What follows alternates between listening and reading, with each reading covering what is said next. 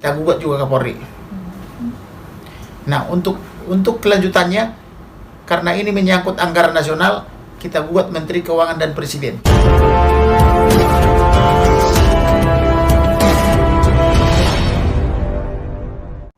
Di mana mereka mengambil uang Joshua, yaitu diambil 200 juta dari Polemik rekeningnya. pembunuhan Nofriansyah Yosua Huta Barat atau Brigadir J ternyata masih belum usai.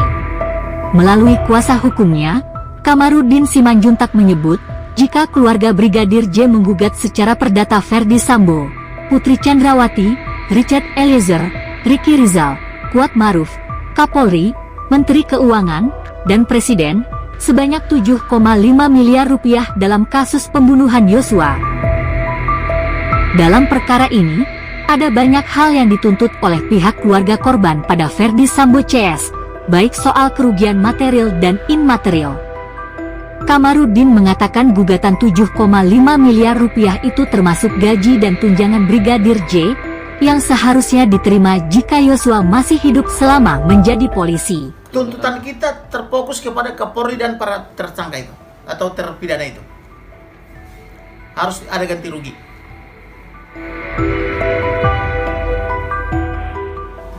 Jadi begini, kita memperkarakan atau menggugat Irjen Ferdi Sambo, Ibu Putri Chandrawati, Barada Richard Eliezer, kemudian Kuat Ma'ruf maupun Barada Richard Eliezer ya, terkait dengan perbuatan mereka, di mana mereka mengambil uang Joshua, yaitu diambil 200 juta dari rekeningnya, padahal Joshua sudah mati. Berapa besar uang yang diambil? Ialah 200 juta rupiah, tanggal 11 Juli 2022 ya, diambil 200 juta. Itu tercatat dan sudah kita buktikan, dan ada rekeningnya dari Bank BNI cabang Bogor. Itu pertama, diambil 200 juta. Kemudian selain diambil uangnya 200 juta, pin emasnya juga diambil. Pin emas ini nilainya nggak ternilai itu, walaupun 10 gram. Karena pin emas itu pemberian Kapolri, karena dia terbaik di angkatannya. Terbaik di angkatannya itu kan nggak ternilai, tidak ada harganya itu.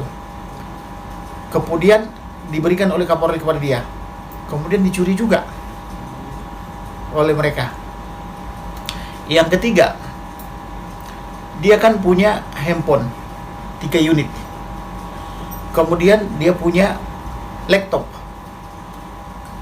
dia punya data-data semua di situ, data-data keluarga, dicuri juga, tidak kembali sampai dengan sekarang. Yang keempat, pakaian dia pada saat ditembak kan hilang, dan pakaian-pakaian lain sampai sekarang tidak diketahui. Oleh karena itu pantas kita menuntut ganti rugi. Kemudian Joshua kan polisi, namanya polisi kan, apabila dia berbakti di Indonesia ini atau kepada nusa dan bangsa di institusinya, yaitu institusi Polri, masih ada waktu dia 30 tahun lagi. Walaupun dia sudah 8 tahun mengabdi kepada polisi, masih ada 8 tahun lagi buat dia. Maka bila kita hitung gajinya sekarang naik 10% kali 30, itu kurang lebih seperti itu 7,5 miliar. Kemudian Joshua ini kan punya pacar ya, dan sudah tunangan, namanya Pera. Pera ini kan harusnya dikawin, punya keturunan, tapi Pera sekarang tersiksa karena kehilangan pacar. Kemudian dia punya orang tua. Orang tuanya adalah Huta Barat dan Simanjuntak, yaitu Ibu Rosti Simanjuntak. Nah, mereka kehilangan anak, tentu kan harus diganti. Kemudian mereka juga punya permintaan kita itu tuh rumah rumah yang harus diganti rugi menjadi rumah abadi, museum, supaya tidak terjadi lagi penganiayaan kepada prajurit, khususnya kepada brigadir-brigadir gitu loh. Jangan seenaknya itu alumni Semarang menganiaya mereka, karena lebih mayoritas adalah prajurit atau sersan atau brigadir. Tetapi keberadaan mereka ini kepolisian kurang dihargai. Kebanyakan adalah jadi pesuruh-pesuruh. Oleh karena itu, agar ada pengingat bagi bangsa dan negara ini bahwa pesuruh itu juga perlu dihargai, itu biarlah itu 97 tersangka itu dibikin di situ, diabadikan di mana Joshua menjadi korbannya. Itu kira-kira. Itulah antara lain tuntutan kita kepada negara. Maka kita gugat Kapolri. Kenapa kita gugat Kapolri? Karena Kapolres dan jajarannya berbohong. Dan Joshua sempat tersangka, di mana Kapolres berpidato setengah jam dengan sangat meyakinkan semuanya kebohongan. Berasal dari mana? Berasal dari BAP polisi yang dibuat oleh Propam, diteruskan oleh penyidik dari Baris Krim Polri atau Jakarta Selatan, Polres Jakarta Selatan. Kemudian didasarkan pada hasil visum et repertum dari Mabes polisi.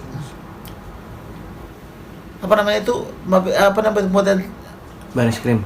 Bukan Brimob. yang di Jakarta Timur itu loh. RSKO. Polri. Polri. Rumah sakit kepolisian gitu loh kan. Iya. Kan udah dibedah dia. Otaknya udah dipindah ke dada. Tapi mereka berbohong. Dia bilang tembak menembak lalu mati. Tidak ada dari yang melakukan visum itu berkata apa-apa. Nah, kemudian demikian juga dari Mabes Polri. Kan Irjen Pol itu bintang 2. Demikian juga bintang 1-nya. Juga menyatakan yang salah. Tidak ada juga yang menegur.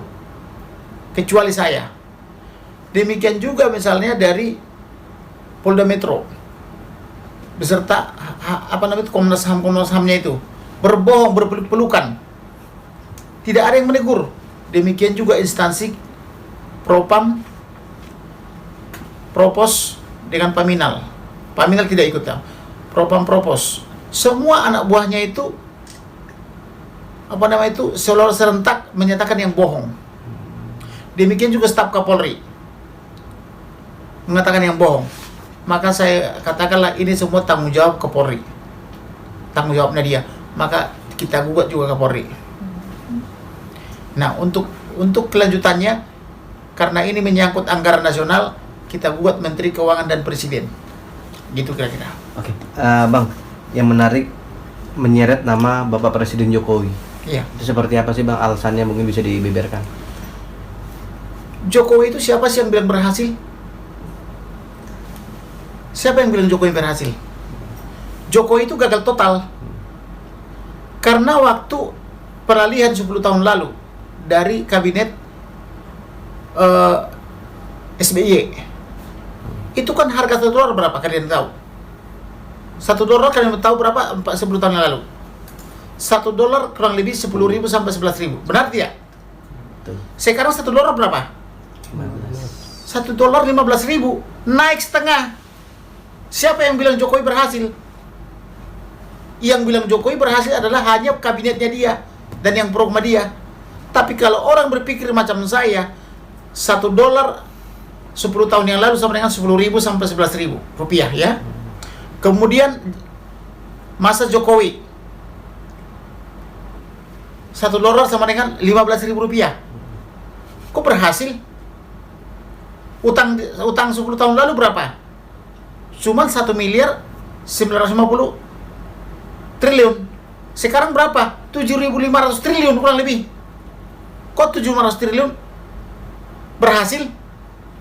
Karena dia membangun di berbagai sektor, katakanlah dia maju misalnya membangun. Tapi itu kan uang pinjaman. Negaranya minjam ke luar negeri. Bukan keberhasilan itu. Ya wajar ada pembangunan seperti itu karena yang dipinjam 7.500 triliun gitu loh. 7.500 triliun itu kan siapa yang nggak tahu? Kok dibilang berhasil gitu loh. Jadi itulah maka saya katakan presiden juga kita gugat. Menteri Keuangan juga kita gugat. Jadi biar tahu negara ini bahwa itu adalah peristiwa penting. Kematian Brigadir Yosua sangat penting. Kenapa penting? Dia adalah prajurit yang sangat setia dan dia sudah sarjana hukum. Betul tidak? Pada saat meninggal Joshua itu, orang tuanya diundang. Ya. Waktu itu saya kirim orang tuanya karena saya sibuk ke Sumatera, kita kirim juga Irma Huta Barat. Mereka dianugerahi, bapaknya yang menerima anugerah itu. Sarjana hukum loh dia. Jadi orang seperti Joshua ini adalah orang yang hebat. Dan keluarga Joshua ini adalah orang yang sangat hebat. Mereka semua pegawai negeri. Kakak Joshua di kementerian. Brigadir Joshua di kepolisian. Adiknya lagi satu lagi juga begitu. Adiknya satu lagi juga di kepolisian. Jadi itu keluarga yang sangat luar biasa. Tapi bagaimana hidup mereka? Hidupnya persis di kandang ayam. Persis mereka hidup sederhana. Berapa puluh tahun ibunya nganggur honorer. Jadi guru yang nggak bayarnya berapa itu 300 ribu, ya itu pengabdian loh. Jangan dikira hanya Jokowi yang jadi pahlawan atau yang lain, semua pahlawan orang ini. Itu juga harus dipertimbangkan. Jadi karena mereka melapor di selatan, ternyata harus diperiksa-periksa, maka dicabut laporannya. Sudahlah, kita bikin aja gugatan, digugatlah seluruhnya gitu loh, supaya melalui gugatan itu terhimpunlah semua kerugian-kerugiannya itu. Termasuk juga kerugian yang saya tanggung dulu. Walaupun tidak saya minta. Saya tidak minta nih. Bagaimana dulu saya tanggung 12 orang pergi ke sana, pengacara ya. Bagaimana 12 orang dari sana, saksi-saksi dibawa ke Jakarta. Itu mondar-mandir kan, tambah uang makannya dan sebagainya. Itu kurang lebih makan biaya juga kan. Dia bilang, oke lah, satu kali lagi situ aman gitu loh. Kali-kali aja pemerintah terketuk hatinya. Kalau kita perhitungkan kalau kita perbandingkan dengan satu aja judi online 303 itu 150 triliun lebih. 150 triliun lebih. Sementara yang saya buat cuma kecil, ya. Cuma kecil aja. Tidak sampai dengan 155 triliun lebih. Oleh karena itu, harus jelas pertanggungjawaban Kapolri. Dikemanakan ini 155 triliun itu? Apakah cukup hanya membubarkan Satgas Merah Putih? Apakah cukup hanya membubarkan dengan Satgas Nusantara? Tidak perlu diperhitungkan ini. Terserah kalian. Kalau kalian para wartawan begitu atau para masyarakat begitu, ya silakan. Saya kan hanya mengusulkan. Saya bilang audit itu 155 triliun itu. Hasil judi online itu, supaya jelas pertanggungjawabannya. Tapi saya dengan catatan, pesta ulang tahun anak-anak saja perlu biaya enggak? Perlu biaya. Hanya ulang tahun aja atau sunatan massal gitu kan?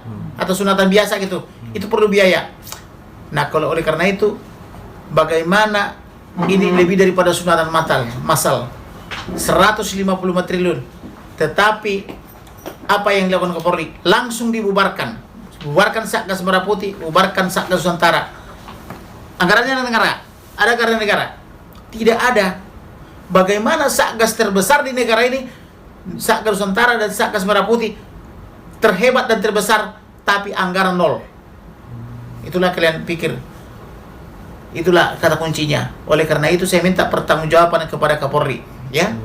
Oke. Bang, terakhir bang, dari saya. Orang-orang bertanya-tanya tentang Pinmas. Nah, Pinmas itu kata abang tadi kan berarti prestasi dari seorang brigadir ya. Apakah memang seperti itu bang? Yang juga sangat diperjuangkan oleh sang ayah? Iya betul. Itu Pinmas itu 10 gram. Kalau 10 gram kalau kita hitung misalnya katakanlah itu cuma berapa juta, 1 gram berapa juta gitu kan. Tapi kita tidak melihat ke situ.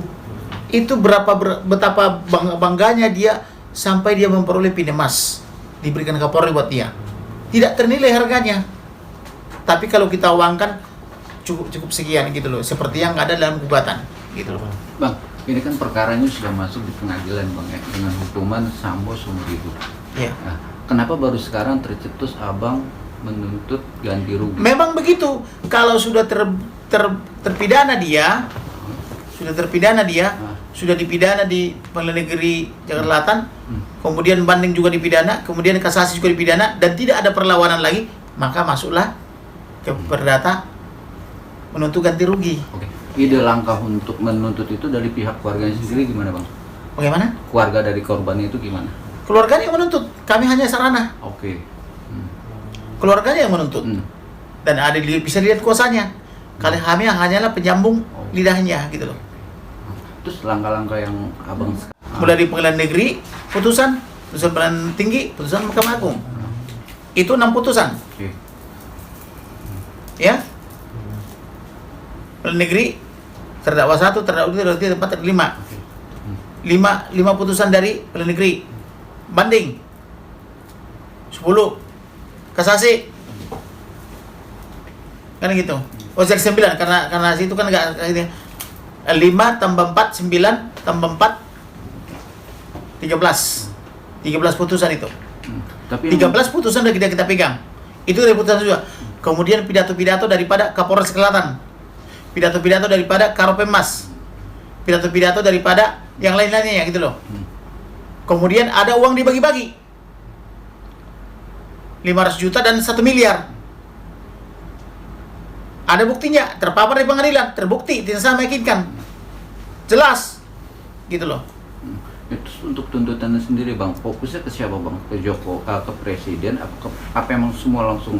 Tuntutan kita terfokus kepada Kapolri dan para tersangka itu atau terpidana itu. Harus ada ganti rugi. Karena masyarakat tidak mau kita masyarakat ini hanya kambing hitam. Tidak boleh masyarakat hanya kambing hitam ya. Harus jelas. Ini kan konsep bernegara. Sudah 70 berapa tahun kita merdeka? 78 ya? Indonesia merdeka. Harus jelas. Gitu loh. Jangan seenaknya saja ditembak atau dibunuh, tidak ada pertanggungjawaban gitu loh, ya. Oke. Bang, 7,5 miliar dari Sambo itu seperti apa Bang tuntutannya? 7,5 miliar. 7,5 kan Itu kita tuntut sama dia berikut dengan Kapolri. Oh, Itu Dianggarkan kepada Menteri Keuangan dari anggaran tahun berikut, ya. untuk pelaporan sini kemana nih Bang maksudnya? Laporannya di PN Selatan, Oh langsung ke PN. Pengadilan Negeri Selatan. Maka kemarin sidangnya kan tidak datang semua, tapi panggilan sah semua, sah dan patut. Kemudian diundurlah ke tanggal 11 Maret. Tanggal 11 Maret tidak bisa lagi tidak datang. Katanya cuma satu yang tidak sampai. Siapa namanya itu? Barada Richard Eliezer. Oleh karena itu kita umumkan melalui media saudara-saudara ini. Barada Richard Eliezer dimanapun saudara berada, Anda diminta datang ke Selatan karena ada sidang di situ. Maka media saudara ini mengumumkan Barada Richard Eliezer datanglah ke Penjagalatan karena Anda sebagai tergugat di situ. Ya.